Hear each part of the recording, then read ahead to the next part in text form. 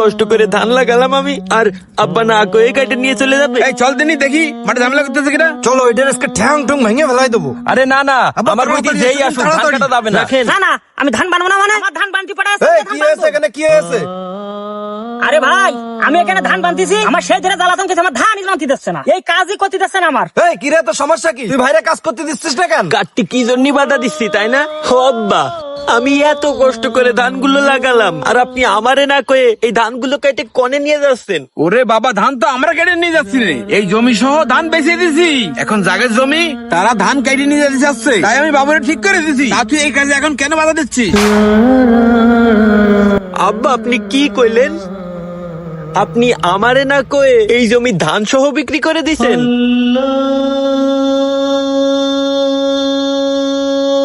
ও আব্বা, এই জমিটা না আমার মাছ জমি। আমার মা মরে যাওয়ার আগে কয়ে গেল না যে এই জমি আমি বড় হলে আমার নামে করে দিতি, আর আপনি সেই জমি আমারে না কয়ে এই জমি বিক্রি করে দিলেন কিভাবে? আরে বাবা, তোর ছোট ভাই ভালো একটা চাকরির সন্ধান পেয়েছে, মাসে লাখ টাকা বেতন, তাই জমিটা বেচে দিছি। চাকরিটা পাইতে গেলে অনেক টাকার দরকার, তাই জমিটা আমি বেচে দিছি। কি? আপনি আমার ভাগের জমি বিক্রি করে ছোট ভাইরে চাকরি দিচ্ছেন? তাহলে আমার ভবিষ্যৎ কি হবে আব্বা? আমি কি করে খাবো? এই তুই কি করে খাবি মানে? তুই খাস আমাদের বাড়ি, থাকিস আমাদের বাড়ি, আবার তুই লম্বা লম্বা কথা বলতেছিস। আমার চাকরি আছে বলে তোমার হিংসা আসছে তাই না? হিংসায় ভাইটে বাড়তে চাও। বেশি কথা বললে একদম ঘাট ধরে বাড়িতে বের করে দেবো কিন্তু। হত ছাড়াটা ওই দিন ওর মাসের মানে কেন মরে গেল না? এ ছোট ভাই, আমি তোরে হিংসে করতেছি নে, কিন্তু তুই যে ওই বাড়িতে আমারে আজ হলেও বের করে দিবি, কাল হলেও বের করে দিবি, এটা কিন্তু আমি জানি।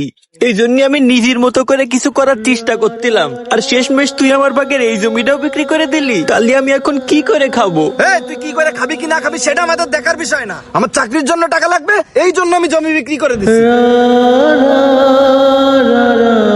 এই আমার ইচ্ছা আছে আমি জমিটা বেশি দিছি, তোর কাছে কবে দিতে হবে না? এরকম করে টাকা বেশিস কেন? যা এখান থেকে।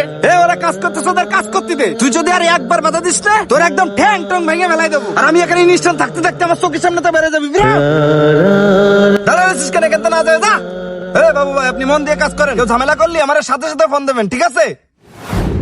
কথায় আছে জোর যার মুল্লুক তার, আর নিজের আপন বাবা যেখানে সৎ ভাইকে অন্যায় কাজ করতে এত সাহায্য করে, সেখানে আর নতুন করে বাইরের শত্রুর কোনো প্রয়োজন নাই। বাবার ভূমিকাটা সন্তানের জন্য দুনিয়ায় বটবৃক্ষের ছায়ার মতো, আর যারা একটা ভালো বাবা পায় নাই, একমাত্র তারাই জানে ছোটবেলা থেকে তাদের কত সংগ্রাম করে বড় হতে হয়েছে। আর দুনিয়াতে আমার মা বেঁচে থাকলে